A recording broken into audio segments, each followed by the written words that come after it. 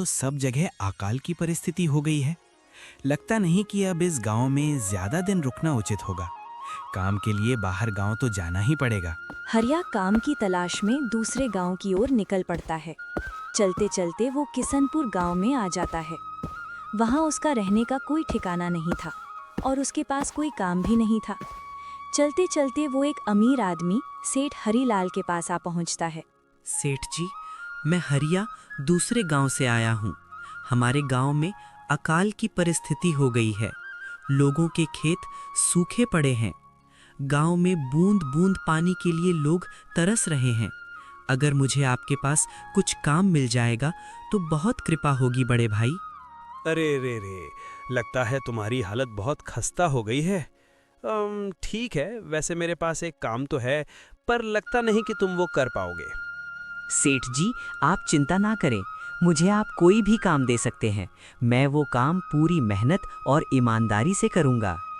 अच्छा ठीक है हरिया, तो कान खोल कर सुन लो। मेरे पास 50 गायें और 50 भैंस हैं। तुम्हें हर रोज उन जानवरों का गोबर निकालना होगा और रोज सुबह शाम उन्हें चारा पानी देना होगा। महीने के आखिर में तुम्हें इस काम के लिए 200 रुपए मिलेंगे।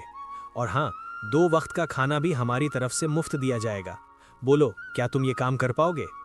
अरे बाप रे, 50 गाय और भैंसों को संभालना आसान काम नहीं है। पर अब मैं कुछ कर भी तो नहीं सकता, और ऊपर से सेठ जी 2 वक्त का खाना भी दे रहे हैं। ठीक है सेठ जी, मैं ये काम कर लूँगा, पर एक विनती है। हाँ बोलो हरिया, क्या बात है? सेठ जी, अगर आपको समस्या ना हो तो क्या मैं आपके गायों के साथ गौशाला में रह सकता हूँ? सेठ जी, मैं इस गांव में नया हूँ, मेरा रहने का कोई ठिकाना नहीं है। सेठ हरीलाल थोड़ी देर तक सोचता है और हरिया को ऊपर से नीचे तक देखने के बाद उससे कहता है, ठीक है हरिया, तुम गौशाला में रह सकते हो। जी, धन्यवाद सेठ जी। तब से हरिया गौशाला में रहकर अपना काम करने लगता है। वो रोज जल्दी उठकर गाय और भैंसों का गोबर निकालता, उन्हें चारा डालता और समय पर पानी भी पिलाता था। हर रोज हरिया अपना काम ईमानदारी और पूरी मेहनत से करता था। सेठ हरीलाल को भी हरिया का काम बहुत पसंद आने लगा, क्योंकि वो अपना काम पूरी साफ सफाई से करता था। एक दिन सेठ हरीलाल हरिया को बुलाकर उससे बोलता है, हरिया, मुझे तुम्हारा काम बहुत पसंद आया है।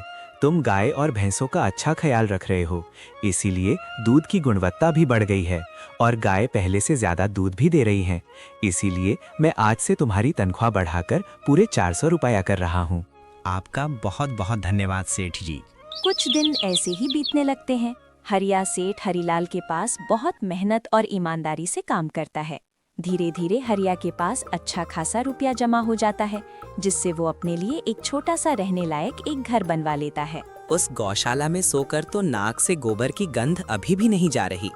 अब आखिरकार मुझे अपने घर में चैन से सोने को तो मिलेगा।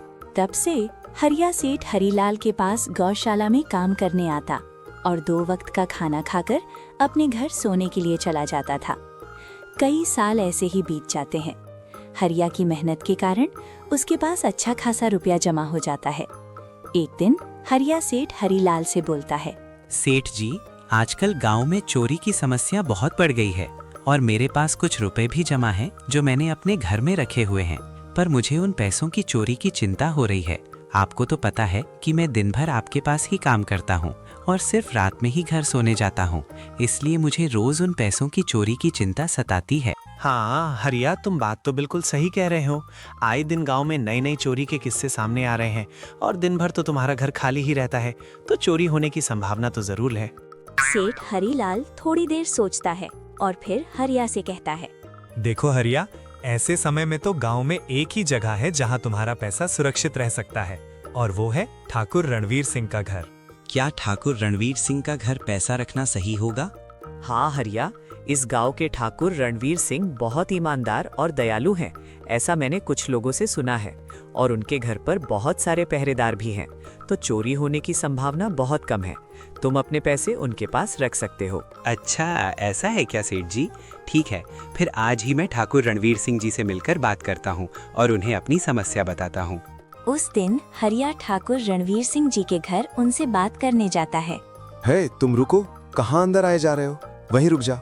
जी जी, मुझे ठाकुर रणवीर सिंह जी से मिलना है। मुझे उनसे कुछ काम है। क्या काम है तुमको उनसे? मुझे जरा बताओ। जी, मुझे कुछ पैसे रखवाने थे उनके पास, यही काम के लिए आया था मैं। अच्छा ठीक है, तुम अंदर जा सकते रहो। नमस्ते ठाकुर जी, मैं हरिया सेठ हरीलाल के यहाँ काम करता हूँ। कुछ साल पहले ही मैं दूसरे गांव से यहाँ आया हूँ। अच्छा हरिया, बोलो तुम्हारा क्या काम है? मेरे पास?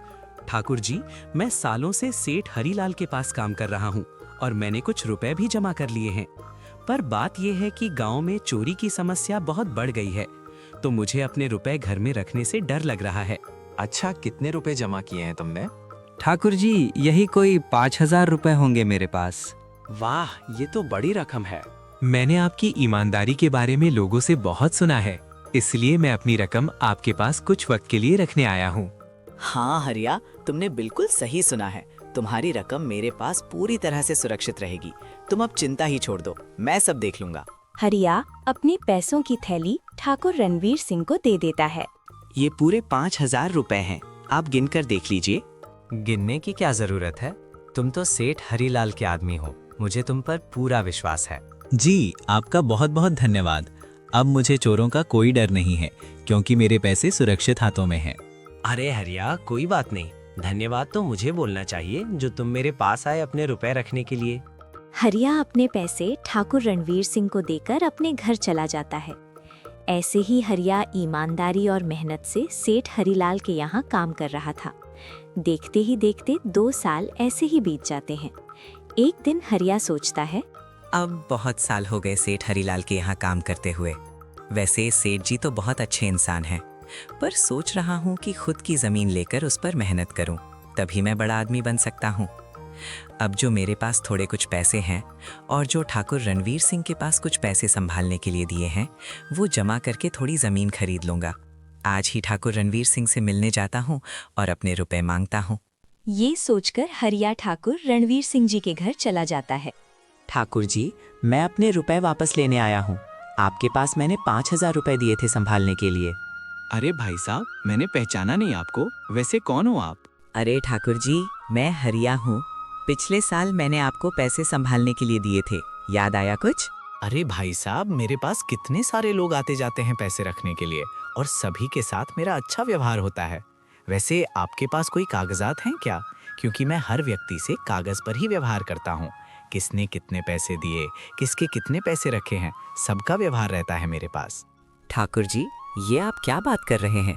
आपकी ईमानदारी देखकर ही मैंने आपको पैसे दिए थे संभालने के लिए, और आप अब ऐसी बातें कर रहे हैं। कृपया करके मेरे पैसे मुझे वापस कर दीजिए। हाँ हरिया, मैं ईमानदारी से ही काम करता हूँ, इसीलिए तो तुमसे मैं डॉक्यूमेंट्स मांग रहा हूँ। क्या तुम्हें पता नहीं, जब तुम किसी से पैसों का व्यवहार करते हो तो तुम्हें पेपर पर लिख कर देना पड़ता है। तुम किसी से भी पूछ सकते हो। नहीं ठाकुर जी, मैं आपके पैर पड़ता हूँ, कृपया करके मेरे रुपए मुझे दे दीजिए। बड़ी मेहनत से मैंने वो पैसे जमा किए थे, मुझ पर ऐसा अन्याय ना करें। अरे क्या ये झूठ मूठ का रोना धोना लगाया है? लगता है तुम ढूंगी हो और मेरी ईमानदारी और भोलेपन का फायदा उठाकर मुझसे ये रुपए लेने आए हो। रुक, तुझे अभी सबक सिखाता हूँ। ठाकुर रणवीर सिंह अपने आदमियों को बुलाकर हरिया की पिटाई करने को कहता है। इसे तब तक मारो जब तक ये बेहोश ना हो जाए। इस 2 कौड़ी के आदमी ने मेरी ईमानदारी पर सवाल उठाया है, इसे छोड़ना मत। ठाकुर रणवीर सिंह के आदमी हरिया को डंडे से खूब मारते हैं। फिर हरिया दुखी होकर अपने घर चला जाता है। हरिया के शरीर पर घाव के निशान स्पष्ट दिखाई दे रहे थे।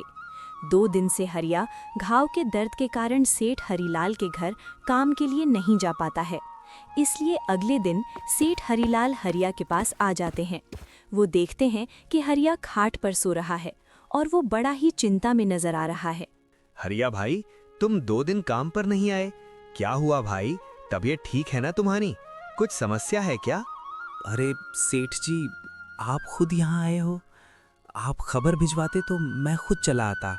अरे हरिया, कोई बात नहीं, तुम्हें देखकर लगता है तुम बीमार हो। क्या हुआ है तुम्हें? सेठ जी, क्या बताऊं, जिस ठाकुर रणवीर सिंह के पास पिछले साल मैंने अपने पैसे संभालने को दिए थे, वो आज मुझे पैसे वापस नहीं करना चाहता। वो बहुत लालची इंसान है, वो लोगों को ठग रहा है, और जब मैंने बाद में गिड़गिड़ाना शुरू किया तो उसने डंडे से मार मार कर मेरी पिटाई करवा दी और मुझे वहां से धक्के मारकर निकाल दिया। अरे बाप रे, ये तो बड़ा ही गंभीर विषय है। मैंने तो ठाकुर रणवीर सिंह के बारे में बहुत ही अच्छा सुना था, पर मुझे भी नहीं पता था कि वो इंसान इतना गिरा हुआ है। तभी मैं सोचूं, हर साल उसकी संपत्ति इतनी ज्यादा कैसे बढ़ रही है। मुझे माफ कर दो हरिया, मैंने ही तुम्हें ठाकुर रणवीर सिंह के पास जाने को बोला था। गलती तो मेरी भी है। नहीं सेठ जी, आप तो मेरा अच्छा ही सोच रहे थे। ये तो उस ठाकुर का लालच है। अब लगता नहीं मेरे पैसे उस ठाकुर से वापस मिलेंगे भी। हरिया, मेरे पास एक तरकीब है जिससे मैं तुम्हारे पैसे तुम्हें वापस दिला सकता हूँ। सेठ हरिलाल हरिया के कान में सारी तरकीब बताता है। ठीक है सेठ जी, हे ऊपर वाले, ये तरकीब कामयाब होने दीजिए। अगले दिन सेठ हरिलाल बहुत सारे पैसों से भरा एक सूटकेस लेकर खुद ही ठाकुर रणबीर सिंह के घर जाता है। अरे हरिलाल सेठ, आज आप खुद यहाँ? बोलो भाई, इस गरीब के घर कैसे आना हुआ? हमारा तो ये सौभाग्य है कि आप जैसे धनी आदमी के चरण हमारे घर में लगे हैं। नमस्ते ठाकुर जी। अरे ठाकुर जी, आप तो मुझे अब शर्मिंदा कर रहे हैं। वैसे मैं कुछ महीनों के लिए दूसरे राज्य में व्यापार करने जा रहा हूँ। मैं ये लगभग 1 लाख रुपए लाया हूँ। मुझे डर है कि कहीं ये चोरी ना हो जाए। क्या आप मेरे सारे पैसे अपने पास संभाल कर रख सकते हैं? आपके सिवा इस गांव में और किसी पर भरोसा नहीं कर सकता। अरे हरिलाल सेठ, ये भी कोई पूछने की बात है? मेरे पास आपके पैसे बिल्कुल सुरक्षित रहेंगे। आप निश्चिंत होकर व्यापार करने जा सकते हैं। इस बार तो बड़ी मछली हाथ लगी है। बार बार ऐसा मौका नहीं मिलता। भारी माल हाथ में लगने वाला है। तभी वहाँ पर हरिया आ जाता है। अरे हरिया, तुम अच्छा हुआ तुम आ गए। मैं तुम्हारे पास ही आने वाला था। मुझे माफ करना, उस दिन तुम्हें पहचान नहीं पाया। इतने सारे लोग मेरे पास आते हैं तो जरा परेशानी होती है, पर मैं अपनी बातों का बड़ा पक्का हूँ। हाँ, रुको, मैं तुम्हारे सारे पैसे अभी देता हूँ। ठाकुर रणवीर सिंह हरिया के सारे पैसे उसे लौटा देता है। माफ करना हरिया, मेरे आदमियों ने तुम्हारे साथ उस दिन बदतमीजी की। मैं आज ही उनको काम से निकालता हूँ। हरिया बिना कुछ बोले वहाँ से चला जाता है। अरे क्या बात है ठाकुर जी, आप तो अपनी बातों के बहुत पक्के हैं। तो ठीक है, मैं अपने सारे पैसे आपके पास रख सकता हूँ।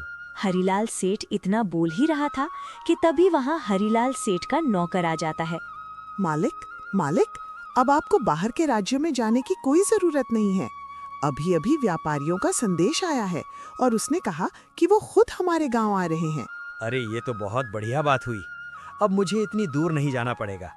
सुन रहे हो ठाकुर जी, व्यापारी यहाँ आ रहे हैं। अब मुझे नहीं लगता कि ये पैसे आपके पास रखने का कोई मतलब होगा। चलो, आपका बहुत बहुत धन्यवाद। आपने इतनी ईमानदारी दिखाई मुझे।